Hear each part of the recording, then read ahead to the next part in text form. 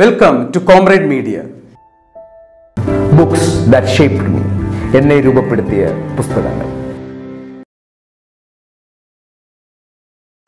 The Booker Prize for the year 2021 was awarded to the novel The Promise by the acclaimed South African writer Damon Galgut. It is a literary classic and an engrossing tale of a white South African family's downfall and collapse.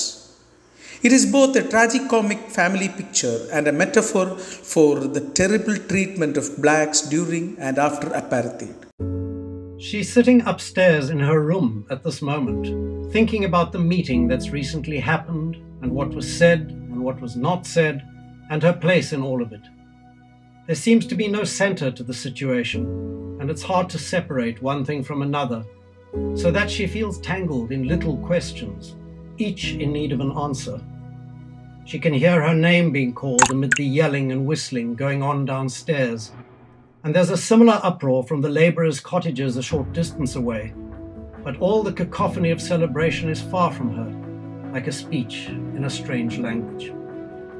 The 4 decades that the book covers are really the decades of my adult life, which is to say the years that I've lived that are most vivid and memorable to me. The characters living through those years embody different aspects of me and how I've responded to politics and change in South Africa. On a farm near Pretoria in 1986, the Swarts were a typical white family with 3 children. The title of the book alludes to the promise made by Manie to his Jewish wife, Rachel, overheard by their daughter Amor, that the black family maid Salome will get to inherit the tiny house she currently lives in.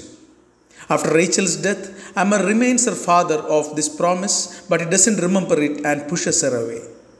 Over the course of 4 decades, the Swart siblings Anton, Astrid and Amor must deal with the repercussions of Apartheid in their own unique ways.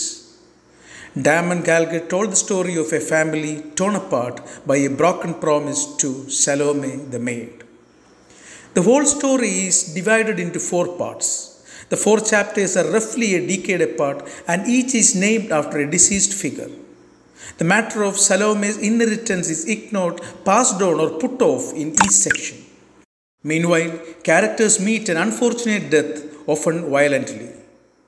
Each part features one character dying and those left behind struggling with the circumstances and pondering the deceased's personalities and roles. Everyone in this dysfunctional family is yearning for redemption, but they go about it in very different ways. While the characters suffer, the political environment around them is changing swiftly, and it is difficult to say that they are progressive for the most part. They stay indifferent, with Amor consciously seeking confrontation with personal sorrow. The time period covered stretches from 1986 to 2018, 34 years after Rachel's death. The novel takes place against the backdrop of major political and social upheaval in South Africa, which also prompts the reader to connect with major happenings during that period. Galgut accomplishes many things in this book. The Promise is a fantastic piece of literature on the level of sentence structure, portraying vivid images of rural South Africa and evoking the family's fears. Apart from fluidly switching points of view, he also shifts between time and location without a pause in the flow of the story. This gives the writing an irresistible momentum.